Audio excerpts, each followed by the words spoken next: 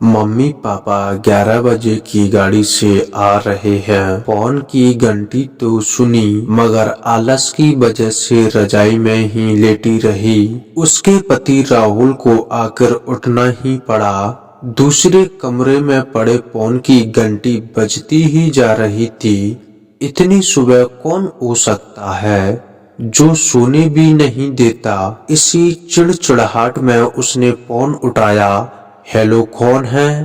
तभी दूसरी तरफ से आवाज सुन सारी नींद खुल गई। नमस्ते पापा, बेटा बहुत दिनों से तुम्हें मिले नहीं, सो हम दोनों 11 बजे की गाड़ी से आ रहे हैं। दोपहर का खाना साथ में खाकर हम 6 बजे की गाड़ी से वापस लौट जाएंगे।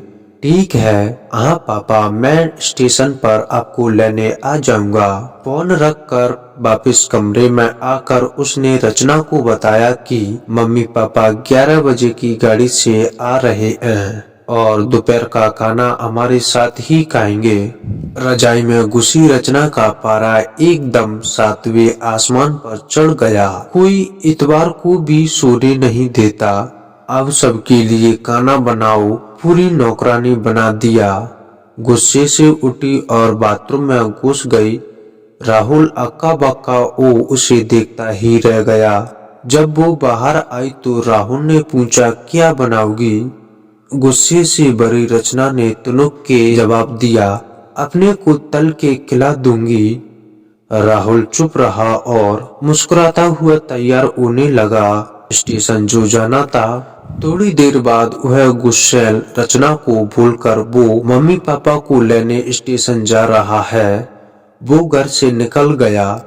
रचना गुस्से में बड़बड़ाते हुए खाना बना रही थी। दाल सब्जी में नमक मसाले ठीक है या नहीं की परवाह किए बिना करछी चलाए जा रही थी।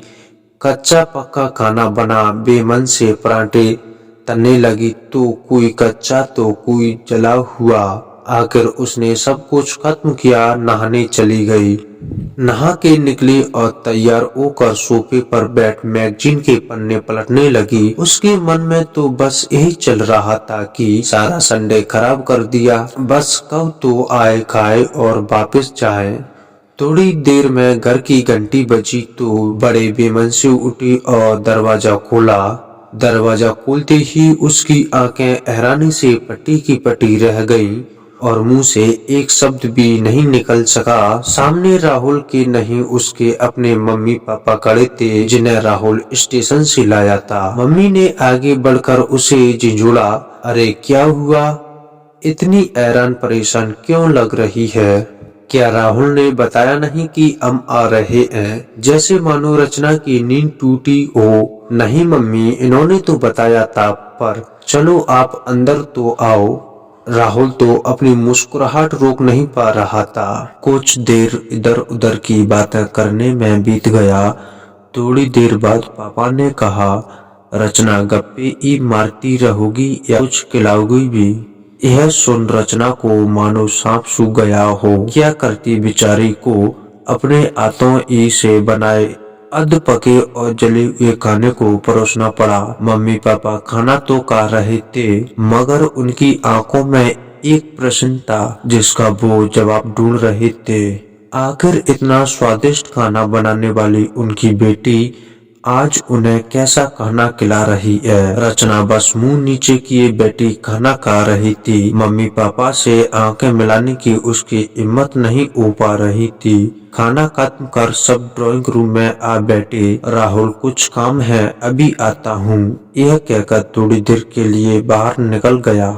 राहुल की जाती ही मम्मी, जो बहुत देर से चुप बैठी थी, बोल पड़ी, क्या राहुल ने बताया नहीं था कि हम आ रहे हैं? तो अचानक रचना के मुंह से निकल गया, उसने सिर्फ यह कहा था कि मम्मी पापा लंच पर आ रहे हैं। मैं समझी उनके मम्मी पापा आ रहे हैं। फिर क्या था? रचना की मम्मी को समझने में देर नहीं लगी कि यह मामला क्या है। बहुत दुखी मन से उन्होंने रचना को समझाया, बेटी, हम हो या उसके मम्मी पापा, तुम्हें तो बराबर का सम्मान करना चाहिए।